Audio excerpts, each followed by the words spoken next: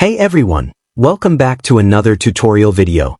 In today's video, I'll walk you through how to request a domestic wire transfer step by step using the USAA mobile banking app. Let's get started. Open the USAA app on your mobile device and log in with your credentials. Select your bank account. Tap on Move Money. Choose Wire Transfers.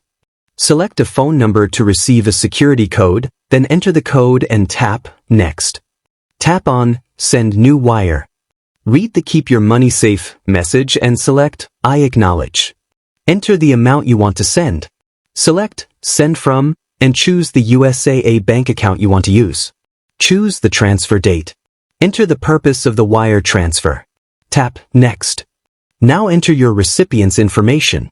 For an individual, input their full name, address, routing number, and bank account number. For a business, provide the business name, address, routing number, and account number. You can also add any additional wire instructions or choose to save the recipient for future use. Tap Next to proceed. Review all the details carefully, then tap Submit Wire. And that's it. Your domestic wire transfer request has been submitted. If you found this video helpful, don't forget to like, subscribe, and hit the notification bell so you never miss another tutorial like this one. Thanks for watching.